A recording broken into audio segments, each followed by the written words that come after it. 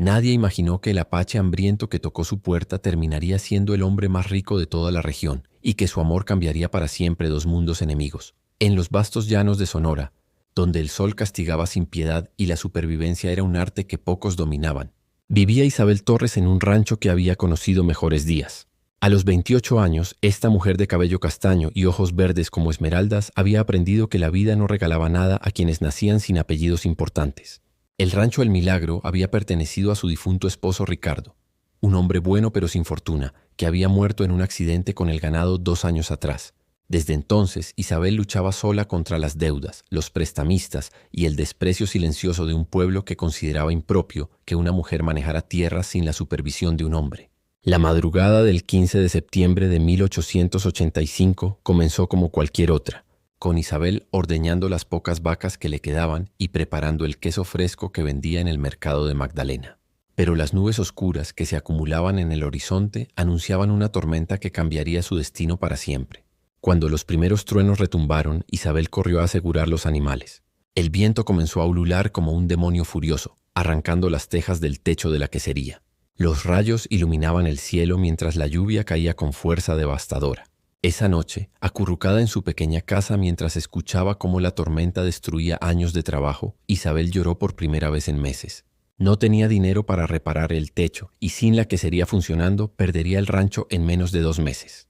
Don Rodrigo Mendoza, el hombre más poderoso de la región, ya había hecho ofertas insultantes por sus tierras, esperando como un buitre el momento de su desesperación total. Al amanecer, el panorama era peor de lo que había imaginado. El techo había desaparecido casi por completo. Las tejas rotas cubrían el suelo como fragmentos de sus sueños destrozados. Las paredes se habían agrietado por la humedad y todo el equipo estaba empapado e inservible. Isabel se sentó entre los escombros contemplando el desastre. Necesitaría al menos 50 pesos para las reparaciones, una fortuna que no tenía. Los hombres del pueblo que podían hacer el trabajo cobraban precios imposibles, y además muchos seguían las órdenes silenciosas de don Rodrigo de no ayudarla. Fue mientras contemplaba su ruina que escuchó pasos lentos acercándose. Al levantar la vista vio una figura alta y delgada caminando hacia ella.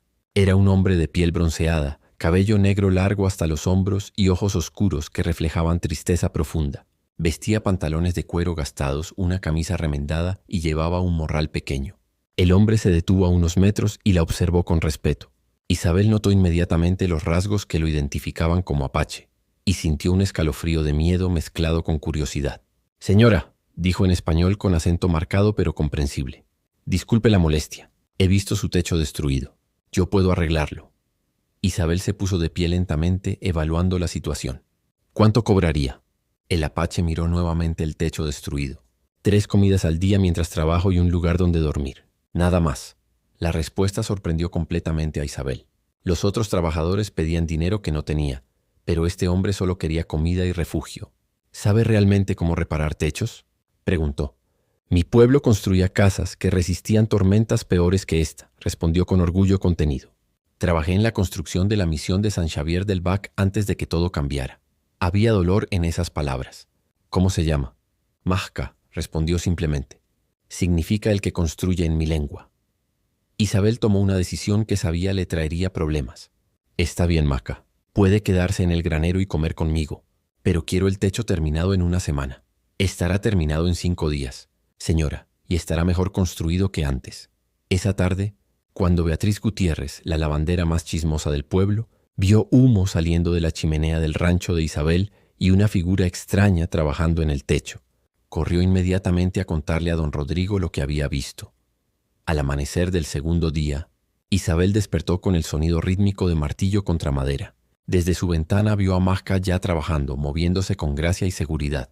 No era torpeza de un desesperado, era precisión de alguien que conocía profundamente su oficio. Durante el desayuno, Isabel observó las manos de Majca. Eran manos fuertes pero cuidadosas, con callos que hablaban de años de trabajo manual. ¿Dónde aprendió el español?, se atrevió a preguntar. «Mi padre me envió a la escuela de la misión cuando era niño», explicó Majca. «Los franciscanos enseñaban a los niños que querían aprender. Yo era bueno con los números y las construcciones. Pensaron que podría ser útil como intermediario entre nuestros pueblos». «¿Y qué pasó?». La expresión de Majca se ensombreció. «La guerra pasó, señora. Siempre pasa la guerra. Durante los días siguientes, Isabel notó que Mahka trabajaba desde el amanecer hasta el atardecer con apenas descansos. Mahka no solo estaba reemplazando las tejas rotas, estaba reforzando toda la estructura con técnicas que ella nunca había visto. «Esto es mucho más de lo que acordamos», comentó Isabel impresionada. «Un techo debe durar generaciones», respondió Mahka. «No tiene sentido hacer algo a medias cuando se puede hacer bien». El cuarto día, mientras Isabel preparaba la comida, escuchó voces alteradas acercándose. Por la ventana vio a don Rodrigo Mendoza acompañado de 3 hombres, todos montados y con expresiones severas. «Isabel Torres», gritó don Rodrigo antes de desmontar. «Sabemos que tienes a un apache trabajando aquí. Eso es inaceptable». Isabel salió a enfrentarlos con la cabeza alta. «Tengo un trabajador reparando mi techo, don Rodrigo. No veo cómo eso le concierne».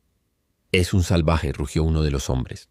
«Probablemente está espiando nuestras defensas».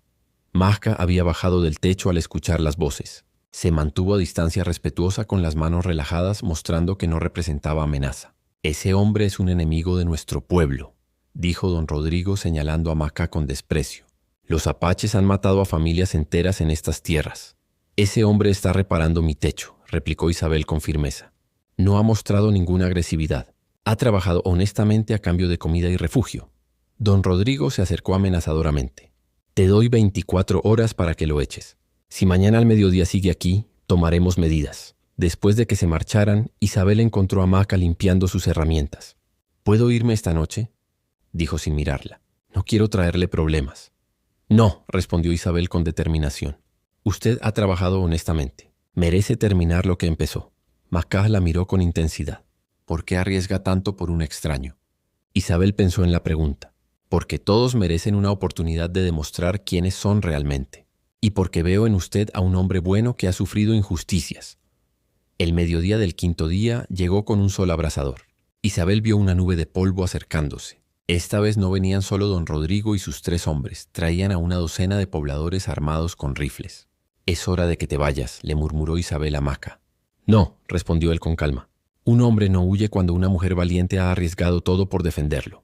Don Rodrigo desmontó con expresión triunfante. «Se acabó el tiempo, Isabel. Ese salvaje debe irse ahora mismo». Mahka se acercó con paso tranquilo. «Señores, he terminado el trabajo para el que fui contratado. No he causado problemas. Solo pido el respeto que merece cualquier trabajador honesto». «Los únicos problemas que causas es estar vivo», rugió Pedro, levantando su rifle. «Tu gente mató a mi hermano hace 3 años». Mahka cerró los ojos por un momento. «Yo también he perdido hermanos. He perdido a mi esposa, a mis hijos, a mi pueblo entero. Pero el dolor no me ha convertido en un asesino de inocentes». El silencio fue tenso. Nadie esperaba esa confesión tan cruda. «Bonitas palabras, apache», dijo don Rodrigo. «Pero las palabras no cambian lo que eres. Tu raza es violenta por naturaleza». «Basta», gritó Isabel. «Han venido a mi propiedad con armas a amenazar a un hombre que no ha hecho nada malo. ¿Desde cuándo el trabajo honesto es un crimen?». «Desde que decides proteger a un enemigo de nuestro pueblo», replicó don Rodrigo. «Tu difunto esposo se estaría revolcando en su tumba». La mención de Ricardo enfureció a Isabel. «No se atrevas a hablar de mi esposo. Ricardo era un hombre justo que juzgaba a las personas por sus acciones, no por su raza». Mahka dio un paso adelante. «Pueden insultarme todo lo que quieran, pero respeten la memoria de su esposo. Era un buen hombre que me vendió provisiones cuando otros me las negaban. Nunca me trató como algo menos que humano». La revelación sorprendió a todos. «Conocí a Ricardo hace 2 años cuando mi tribu todavía comerciaba pacíficamente. Su esposo era uno de los pocos que trataba con nosotros con honestidad y respeto». Don Rodrigo vio cómo la situación se le escapaba. «Suficiente charla. Tienes 5 minutos para recoger tus cosas y largarte». «Y si lo tocan», dijo Isabel con furia fría, «dispararé al primero que se acerque. Esta es mi propiedad y él es mi empleado». Isabel desapareció en la casa y regresó con el rifle de Ricardo cargado. «Pruébenme». La tensión alcanzó su punto máximo. Fue Mahka quien rompió el impas. «No», dijo suavemente bajando el cañón del rifle de Isabel. «No derramaremos sangre por mi causa. Ya ha hecho demasiado por mí». Se volvió hacia don Rodrigo. «Me iré cuando termine de limpiar mis herramientas, pero sepan esto. Esta mujer ha mostrado más honor que todos ustedes juntos». Mahka recogió sus pertenencias bajo la mirada vigilante. Cuando terminó, se acercó a Isabel. «Gracias. Por primera vez en años me sentí como un hombre, no como un animal perseguido». «No se vaya», murmuró Isabel con lágrimas. Masca la miró con ternura. Debo hacerlo, pero esto no termina aquí. Regresaré cuando sea seguro. Lo prometo. Mientras Masca se alejaba a pie por el sendero, Isabel sintió que parte de su alma se iba con él. 3 semanas habían pasado desde que Masca se marchó y cada día era una eternidad. El techo reparado resistía perfectamente, recordándole constantemente al hombre que lo había construido. Durante las noches tocaba la pequeña figura de madera que él había dejado discretamente, una mujer con los brazos extendidos protegiendo su hogar. Don Rodrigo visitaba el rancho cada pocos días con ofertas cada vez más agresivas, presionando a Isabel para que vendiera. Una noche, mientras Isabel alimentaba a las vacas bajo la luna llena, escuchó un silbido suave que le erizó la piel. Era una melodía apache que Maca había tarareado mientras trabajaba. Su corazón se aceleró cuando vio una figura emergiendo de las sombras del granero. «Masca», susurró corriendo hacia él. El apache la recibió en sus brazos. «Te dije que regresaría. Pensé que tal vez habías cambiado de opinión». «Imposible. Estos días lejos de ti me han enseñado algo importante. He encontrado mi hogar y está aquí contigo». Pero había algo diferente en Masca esta noche. Vestía ropas mejores, su cabello estaba adornado con plumas ceremoniales y llevaba un collar de plata labrada que hablaba de riqueza. «Hay algo que debo contarte», dijo Masca tomando sus manos. «Algo que debería haberte dicho desde el principio». Isabel sintió un escalofrío de aprensión. «¿Qué es?» Masca respiró profundamente. «No soy solo un apache común buscando trabajo. Soy Maca Taoma, jefe de la banda apache de las montañas Dragón. Mi tribu controla las minas de plata más ricas de todo Sonora». El mundo de Isabel se tambaleó. «Eres un jefe. El motivo por el que estaba solo cuando llegué es que había venido a inspeccionar secretamente los asentamientos mexicanos. Mi consejo tribal quería saber si podíamos comerciar pacíficamente o si necesitábamos prepararnos para la guerra». Isabel se apartó procesando la revelación. «¿Me mentiste?» «No mentí sobre lo importante», replicó Masca con urgencia. «No mentí sobre mi hambre, sobre mi necesidad de propósito, sobre mis sentimientos hacia ti. Cuando llegué a tu rancho estaba perdido espiritualmente». Masca se acercó a la ventana. «Durante años he tenido que tomar decisiones que costaron vidas. Cuando llegué aquí, estaba considerando renunciar a mi posición. ¿Y qué cambió? Tú cambiaste todo. Me mostraste que podía ser útil sin violencia, que podía construir en lugar de destruir. Cuando defendiste mi derecho a existir con dignidad, me devolviste la esperanza de que nuestros pueblos pueden coexistir». Masca sacó algo envuelto en cuero de su morral. Era un collar de esmeraldas y plata tan hermoso que parecía digno de una reina. «Esto pertenecía a mi madre y a la madre de mi madre. Se entrega solo a la mujer que se convertirá en la esposa del jefe tribal». Masca se arrodilló ante ella. «Te estoy pidiendo que seas mi esposa, no solo como el hombre que reparó tu techo, sino como el jefe que puede ofrecerte riquezas más allá de tus sueños. Mis tierras son vastas, mis minas producen plata suficiente para comprar toda esta región, pero nada de eso significa algo sin ti a mi lado». Las lágrimas corrían por el rostro de Isabel. «Masca, yo no sé qué decir. Entiendo. Te estoy pidiendo que dejes todo para unirte a un mundo diferente». «No es eso», interrumpió Isabel tomando sus manos. «Es que sí. Mi respuesta es sí. He estado enamorada de ti desde que te vi trabajar con tanta dedicación. No me importa si eres jefe o trabajador. Te amo por el hombre que eres». Masca la tomó en sus brazos y la giró en el aire, ambos riendo y llorando. «Hay algo más», dijo Masca con sonrisa misteriosa. «Mis exploradores han encontrado vetas de plata que se extienden directamente bajo tu rancho. Estas tierras que don Rodrigo tanto quiere comprar valen una fortuna». Isabel se quedó boquiabierta. «¿Mi rancho tiene plata?» «Suficiente para hacerte la mujer más rica de todo Sonora. Pero eso no es lo importante. Lo importante es que ya no estarás sola para enfrentar a don Rodrigo». Como si lo hubieran invocado, el sonido de cascos múltiples llenó la noche. Esta vez venían en silencio, como asaltantes nocturnos. Masca se tensó inmediatamente. «Vienen por mí. Alguien debe haberte vigilado y me vio llegar. ¿Qué hacemos?» «Tú no haces nada. Esto es entre ellos y yo». Masca se acercó y la besó con pasión desesperada. «Pase lo que pase esta noche, recuerda que te amo más que a mi propia vida». Los gritos comenzaron afuera.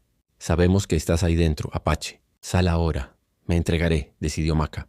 «Una vez que me tengan, no tendrán motivos para lastimarte». «No», gritó Isabel aferrándose a su brazo. «Te matarán. Es mi decisión. Pero antes necesito que sepas algo más. Si algo me pasa, busca la gran roca con forma de águila en las montañas Dragón. Debajo hay un túnel que lleva a mi tesoro personal. Hay mapas de todas las minas, documentos legales y suficiente oro y plata para que vivas como una reina. No me importa el tesoro, me importas tú. Masca le dio un último beso. Si sobrevivo a esto, nos casaremos bajo la luna llena de la próxima semana. Si no, usa esa riqueza para hacer el bien. Cuando abrió la puerta, la luz de la luna reveló a don Rodrigo con una docena de hombres armados. Era evidente que habían venido no solo a expulsarlo, sino a lincharlo. Aquí estoy. Tómenme si quieren, pero respeten a la señora Torres. Oh, pero ella también ha deshonrado la memoria de su esposo, rugió don Rodrigo con sonrisa cruel. Es hora de que ambos paguen. Isabel apareció en la puerta con el rifle de Ricardo. Si tocan a Masca, dispararé al primero que se acerque. El grupo murmuró inquieto. Nadie esperaba tal determinación. No harás tal cosa, desafió don Rodrigo. Isabel levantó el rifle. Pruébenme. La tensión alcanzó su punto máximo. Fue Masca quien rompió el impas. No, dijo suavemente bajando el cañón del rifle. No derramaremos sangre por mi causa. Se volvió hacia don Rodrigo. Me iré, pero sepan esto. Esta mujer ha mostrado más honor que todos ustedes juntos.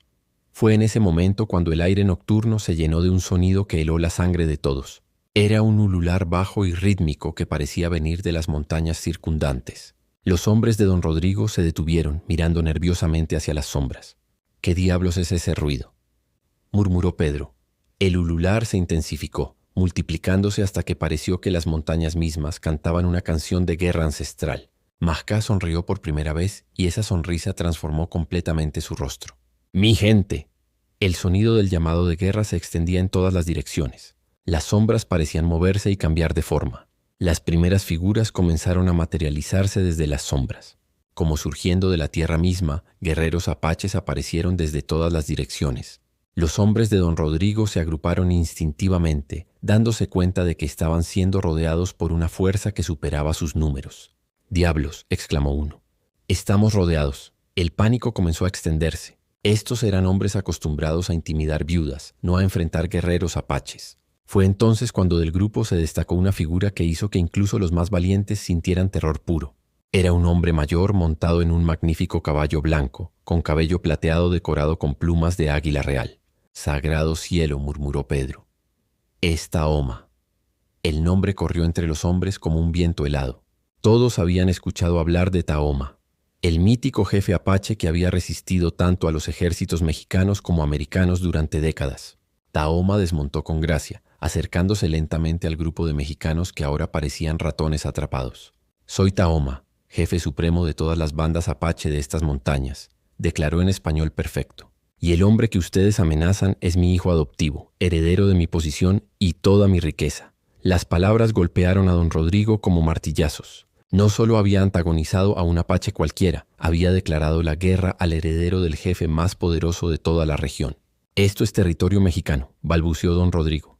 «No tienen autoridad legal aquí». Tahoma sonrió sin calor. «Joven ignorante, estas montañas eran nuestras cuando el abuelo de tu abuelo aún no había nacido. Nuestros derechos sobre estas tierras están escritos en tratados firmados por el gobierno de tu país». Uno de los guerreros entregó a Tahoma una bolsa de cuero. El jefe la abrió y extrajo varios documentos oficiales. «Tratado de Guadalupe Hidalgo 1848», leyó Tahoma. Artículo 8. Los mexicanos establecidos en territorios anteriormente pertenecientes a México conservarán todos sus derechos de propiedad. Los documentos pasaron de mano en mano. Los sellos eran auténticos. Tahoma no solo tenía el poder de la fuerza, tenía la ley de su lado.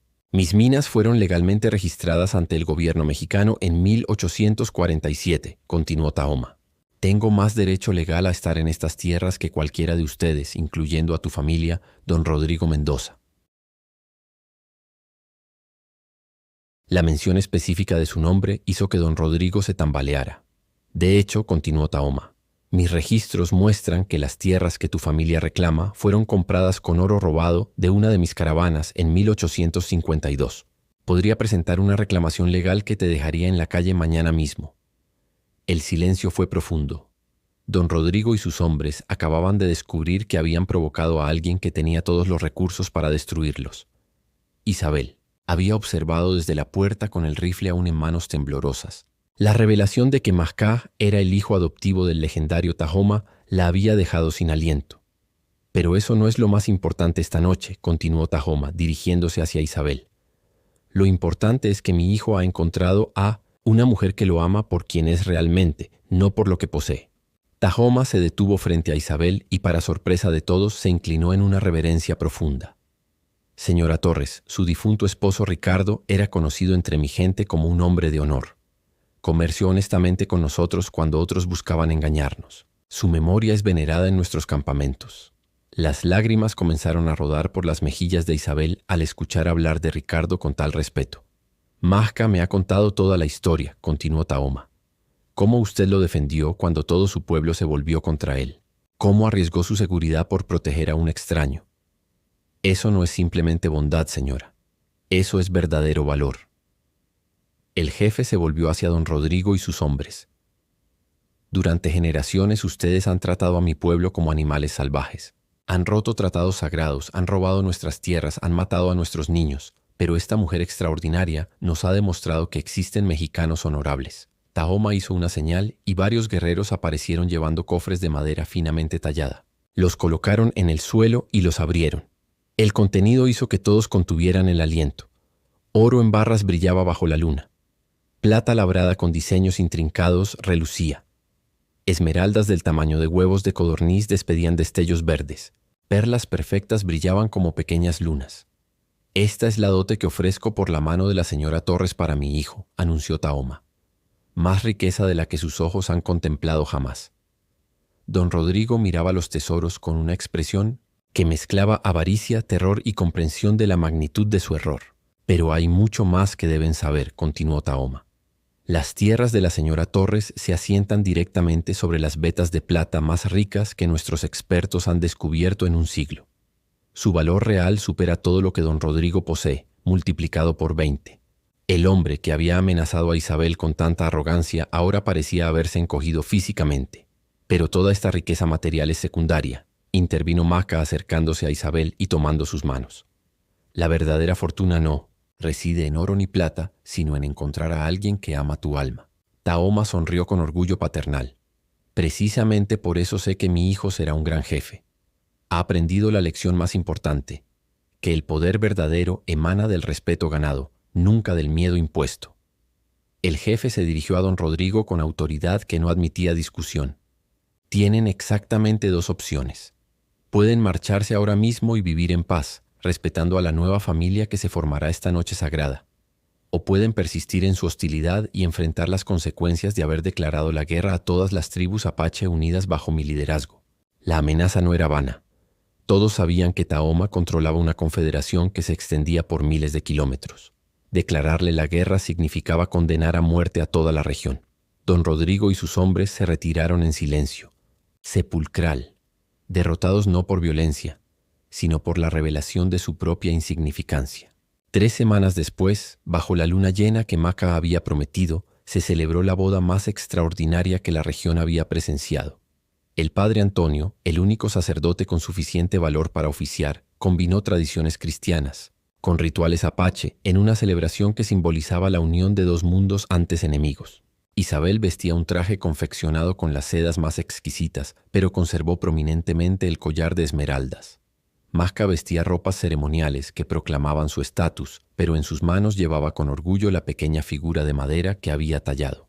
Los invitados incluían no solamente guerreros apaches y vecinos valientes, sino también comerciantes de ciudades distantes que habían viajado para presenciar esta unión histórica. Cuando llegó el momento de los votos, Mahca habló con voz clara en apache y español. Isabel, tú me salvaste mucho antes de saber quién era. Me diste trabajo cuando tenía hambre. Me defendiste cuando tenía enemigos. Me amaste cuando mi corazón cargaba dolor. No solo reparé el techo de tu quesería, tú reparaste mi alma destrozada. Isabel respondió con voz firme. Mahca, llegaste a mi vida cuando todo parecía perdido. Me devolviste la esperanza. Me enseñaste que el amor verdadero trasciende todas las fronteras. Prometo caminar contigo en ambos mundos, servir como puente entre nuestros pueblos y amarte más allá de esta vida. 5 años después, el rancho El Milagro se había transformado en una próspera hacienda que servía como centro del comercio pacífico entre mexicanos y apaches. Isabel y Mahca habían sido bendecidos con 3 hijos hermosos que hablaban ambos idiomas con fluidez y servían como embajadores entre las 2 culturas. Don Rodrigo, humillado por los eventos, había vendido sus propiedades y se había mudado a la Ciudad de México. Sus tierras fueron adquiridas por comerciantes que preferían la prosperidad de la paz. En las tardes doradas, cuando el sol pintaba las montañas con tonos de oro y carmesí, Isabel solía sentarse en el porche contemplando las cumbres. Sus hijos jugaban alegremente mientras Maca trabajaba en sus proyectos, ahora reconocido como el arquitecto más respetado de la región. ¿Alguna vez imaginas cómo habría sido tu vida si yo no hubiera llegado aquel día?, le preguntó.